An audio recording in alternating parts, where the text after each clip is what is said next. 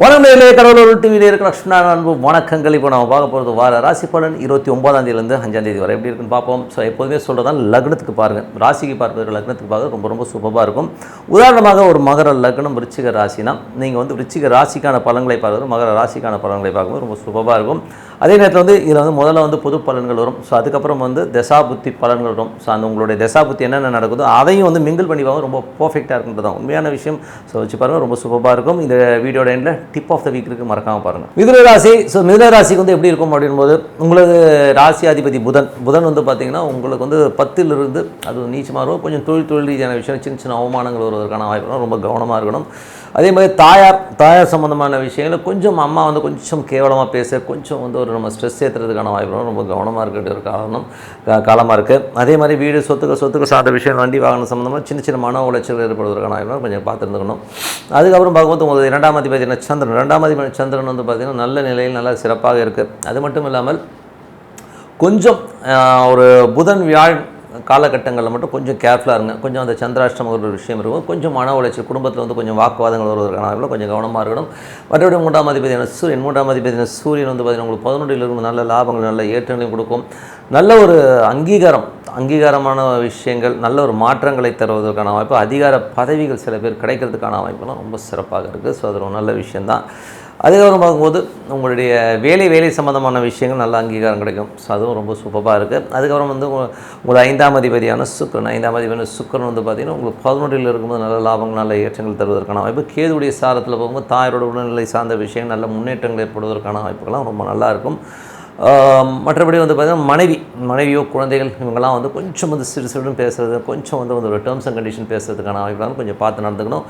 அதுக்கப்புறம் பார்க்கும்போது உங்களது 6ஆம் அதிபதியான செவ்வாய். 6ஆம் அதிபதியான செவ்வாய் உங்களுக்கு 10ல் இருக்கிற ஒரு காலகட்டங்கள், அது சனியுடைய நட்சத்திரத்தில் போகும்போது தொழில் ரீதியான விஷயங்களில் கொஞ்சம் அலைச்சல் இருக்கும். வேலை செய்பவர்களும் கொஞ்சம் அலைச்சல், கொஞ்சம் சின்ன ஸ்ட்ரெஸ் வருவதற்கான வாய்ப்புகளும் கொஞ்சம் கவனமாக இருக்கணும். மற்றபடி ஒன்றும் பெரிய ப்ராப்ளம் இல்லை. அதுக்கப்புறம் 7ஆம் அதிபதியான குரு 11ல் இருக்கும்போது நல்ல லாபங்கள், நல்ல ஏற்றங்கள் வருவதற்கான வாய்ப்புகள் ரொம்ப நல்லா இருக்குது. ஸோ அது பார்த்திங்கன்னா கணவன் மனைவி உறவுலாம் ரொம்ப சிறப்பாக இருக்கும். நல்ல ஒரு ஜாலியாகவும் ஃபன்னாகவும் இருக்கிறதுக்கான வாய்ப்புலாம் ரொம்ப நல்லா இருக்குது. 8ஆம் அதிபதி 9ல் இருக்கும்போது தந்தைக்கும் உங்களுக்கும் சின்ன கருத்து வேறுபாடுகள் வருவதற்கான வாய்ப்புகள் ரொம்ப நல்லா. பட் இருந்தாலும் ஒன்றும் பெரிய ப்ராப்ளம் வராது. ஏன்னா அது குருவுடைய சாரத்துலேருந்து குரு உங்களுக்கு 11ல் இருக்கும்போது எல்லாமே ப்ளஸ்ஸாக நடப்பதற்கான வாய்ப்புகள் நிறைய இருக்குது. இப்போ இந்த காலகட்டத்தில் பார்த்திங்கன்னா உங்களுக்கு திடீர் ராஜ யோகங்கள், அதாவது விபரீத ராஜயோகம் சொல்லுவோம். ஸோ விபரீத ராஜயோகங்கிற ஒரு விஷயங்கள் நடப்பதற்கான வாய்ப்புகள்லாம் ரொம்ப நல்லா இருக்குது. ஸோ உங்களுக்கு அந்த டைமில் பார்த்திங்கன்னா யாராச்சும் காசு வர வேண்டிய இடத்துல திடீர்னு காசு வர்றது, இந்த மாதிரி விஷயங்கள் நல்லா திடீர் அதிர்ஷ்டங்களாக வருவதற்கான வாய்ப்புலாம் ரொம்ப நல்லாயிருக்கு. மற்றபடி பார்த்திங்கன்னா தொழில் ரீதியான விஷயங்கள். ஸோ தொழில் ரீதியான விஷயங்கள் நல்ல லாபங்கள், நல்ல ஏற்றங்களுக்கும், வெளிநாட்டில் இருக்கவங்களுக்கும் நல்ல ஏற்றங்கள், நல்ல லாபங்கள் வருவதற்கான வாய்ப்புகள்லாம் நல்லாவே இருக்குது. 11ஆம் அதிபதியான உங்களுக்கு செவ்வாய். 11ஆம் அதிபதியான செவ்வாய் 10ல் இருக்கும்போது தொழில் ரீதியான விஷயம் நல்ல ஏற்றங்கள், நல்ல லாபங்கள் தான். கொஞ்சம் இந்த ஸ்ட்ரெஸ்ஸுங்கிற ஒரு விஷயம் தான் கொஞ்சம் படுத்துமே இல்லையா, மற்றபடி எல்லாமே சிறப்பு தாங்க. ஸோ நல்ல விஷயங்கள், நல்ல மாற்றங்கள் சிறப்பாக இருக்குது. இதுவரை பார்த்தது பொது பலன்கள். இப்போ தசாபுத்தி பலன்கள் எப்படி இருக்குன்னு பார்க்கும். லக்னமாக இருந்து சூரிய தசாபுத்தி அந்தரம் நடக்கணும் எப்படி இருக்கும். சூரியன் பார்த்திங்கன்னா உங்களுக்கு 11ல் நல்ல லாபங்கள், நல்ல ஏற்றங்களையும் கொடுக்கும். சூரியன் பார்த்திங்கன்னா உங்களுக்கு நல்ல ஒரு பெரிய வளர்ச்சியை கொடுப்பதற்கான வாய்ப்புகளும் ரொம்ப நல்லாவே இருக்குது. ஸோ அதனாலே ரொம்ப நல்ல விஷயங்கள் தான். அதுவும் பார்த்திங்கன்னா அது சுக்கிரனுடைய சாரில் போகும்போது நல்ல விஷயங்களை கொடுத்துரும். அது பார்த்திங்கன்னா சுக்கிரனும் பார்த்திங்கன்னா உங்களுக்கு 11ல் இருக்கும்போது நல்ல லாபங்களை தரும். கொஞ்சம் அலைச்சல்கள் வெளிநாடு சார்ந்தவர்களுக்கெல்லாம் நல்ல லாபங்களை தருவதற்கான வாய்ப்புகள் ரொம்ப நல்லா இருக்கும். குழந்தைகளோட வளர்ச்சியும் ரொம்ப சிறப்பாக இருக்குங்க. அதுக்கப்புறம் பார்க்கும்போது மிதுன லக்னமாக இருந்து சந்திர தசாபுத்தி அந்தரம் நடக்கணும். கொஞ்சம் அந்த புதன் வியாழன் டைமில் மட்டும் கொஞ்சம் கவனமாக இருக்குது. மற்றபடி எல்லாமே சிறப்பாக இருக்குது. அதுக்கப்புறம் பார்க்கும்போது உங்களுக்கு மிதுன லக்னமாக இருந்து செவ்வாய் தசாபுத்தி அந்தரம் நடக்கும்போது செவ்வாய் பார்த்திங்கன்னா உங்களுக்கு 9ல் 10ல் இருக்கும்போது அதுவும் செவ்வாயோட சாரத்தில் சனியோடைய சாரத்தில் இருக்கும்போது கொஞ்சம் மன உளைச்சல், தொழில் ரீதியான விஷயங்கள், மன உளைச்சல்கள், மாமியார் வீட்டுக்கு போய் சாப்பிடும்போது கொஞ்சம் வாக்குவாதங்கள் வருவதற்கான வாய்ப்புகள் கொஞ்சம் கவனமாக இருக்கணும். ஓகேங்களா. மற்றபடி பார்த்திங்கன்னா வேலையில் சின்ன ஸ்ட்ரெஸ் இருந்தாலும் அதுக்கப்புறம் எல்லாமே சிறப்பாக மாறுவதற்கான வாய்ப்புலாம் ரொம்ப நல்லா இருக்குது. அதுக்கப்புறம் பார்க்கும்போது இது பார்த்திங்கன்னா ஒரு சின்ன ஒரு பரிவர்த்தனையும் இருக்குது. செவ்வாய் குரு ஒரு பரிவர்த்தனை இருக்கிறதுனால நல்ல லாபங்களாகவும் முடியும். ஸோ கொஞ்சம் ஸ்ட்ரெஸ்ஸாக இருந்தாலும் திடீர் ஒரு லாபங்களை தருவதற்கான வாய்ப்புகளும் ரொம்ப நல்லா இருக்குது. ஸோ இது ஒரு நல்ல விஷயந்தாங்க. அதுக்கப்புறம் பார்க்கும்போது மிதுன லக்னமாக இருந்து ராகு தசாபுத்தி இருந்தாலும் ராகு வந்து 10லேருந்து புதனுடைய சாரத்தில் போகும்போது தாயார் சம்பந்தமான விஷயங்கள் உடல்நிலை சார்ந்த விஷயங்கள் கொஞ்சம் கவனமாக இருக்க வேண்டிய ஒரு காலகட்டங்கள். கொஞ்சம் வந்து மன உளைச்சல்களும் கொஞ்சம் மன காயங்களும் ஏற்படுவதற்கான வாய்ப்புகளும் ரொம்ப கவனமாக இருக்கணும். வீடு வாசல் மற்றும் உங்களோட உடல்நலம் சார்ந்த விஷயம் கொஞ்சம் பாதுகாப்பாக இருக்கணும். கொஞ்சம் தேவையில்லாத மனக்குழப்பங்கள் வந்து போகிறதுக்கான வாய்ப்பு. இதனால் இரவு தூக்கங்கள் இல்லாமல் கொஞ்சம் அப்படியே உட்காந்து அண்ணாந்து பார்த்து என்ன பண்ணுறதுன்ற மாதிரி விஷயங்கள் இருக்கும். கொஞ்சம் பார்த்து நடந்துக்குங்க.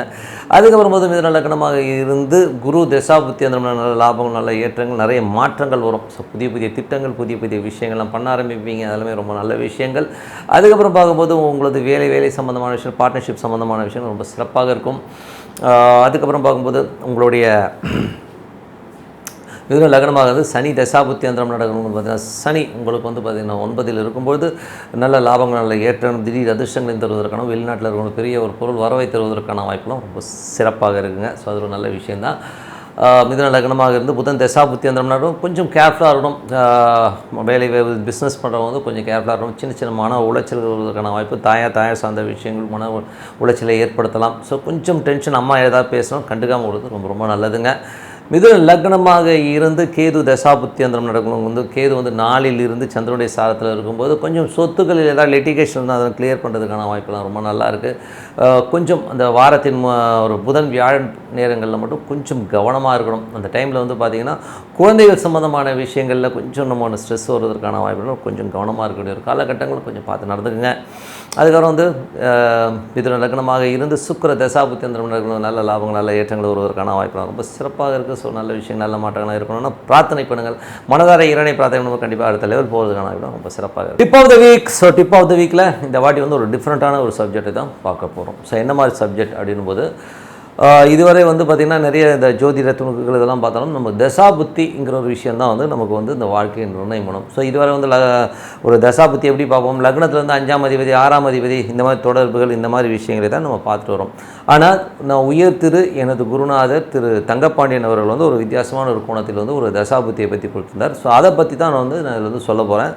ஸோ இது எப்படி பார்க்குறது அப்படிங்கிறத இப்போ நீங்கள் வந்து ஜஸ்ட் சும்மா ஜென்ரலாக தெரிஞ்சுக்கிட்டிங்கனாலே ரொம்ப யூஸ்ஃபுல்லாக இருக்கும். ஏன்னா வந்து எல்லாருமே லக்னத்தில் வந்து ஒரு கிரகம் வந்து 8ல் இருக்குது எனக்கு அது பண்ணலை இது பண்ணலன்னு சொல்கிறதை விட அந்த தசா புத்திக்கு உரிய கிரகம் எங்கே இருக்கோ அதில் வச்சு பார்க்கும்போது ஒரு டிஃப்ரெண்ட்டான ஒரு கண்ணோட்டத்தை கொடுக்குது. இப்போது உதாரணத்துக்கு சொல்கிறேனே உதாரணத்துக்கு வந்து எனது நண்பர் ஒருத்தருக்கார் அவருக்கு வந்து சுக்கிர தசை நடந்து மகர லக்னத்துக்கு நீங்கள் யாரை கேட்டாலும் என்ன சொல்லுவாங்கன்னா சுக்கிரன் யோகாதிபதிங்க அந்த 20 வருஷம் வந்து அவர் சூப்பராக இருப்பார் அப்படின்னு சொல்லுவாங்க எல்லோரும். ஸோ ஆனால் நடந்தது என்னென்னா அப்படியே உல்ட்டாவாக நடந்தது.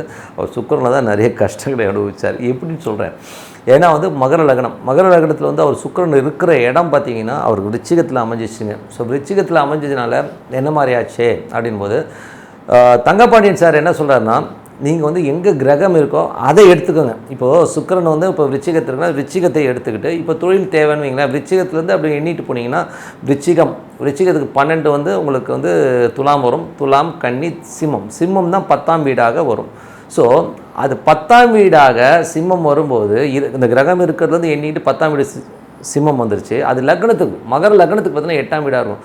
அந்த மனுஷன் வந்து அந்த 20 ஆண்டுகள் வந்து கிட்டத்தட்ட செய்யாத தொழிலில் எந்த தொழிலுமே சக்ஸஸ் ஆகும்போது மன உளைச்சல் தான் ஏற்பட்டுச்சுங்கிறது தான் உண்மையான விஷயம். அது மட்டும் இல்லாமல் அந்த சுக்கிரனதே பார்த்திங்கன்னா புதனுடைய சாரத்தில் 8 இதுவும் 8 பயங்கரமான அடி ஏகப்பட்ட பிரச்சனைகள் கடன்கள்லாம் படாத பாடுபட்டு மனுஷன் ஊரை விட்டு ஓடுற லெவலில் இருக்கிறார். ஸோ அந்த மாதிரி திசைகளை இப்படி பார்த்திங்கன்னா ரொம்ப டிஃப்ரெண்ட். இது வந்து வெறும் தொழிலை மட்டும் சொல்லலை.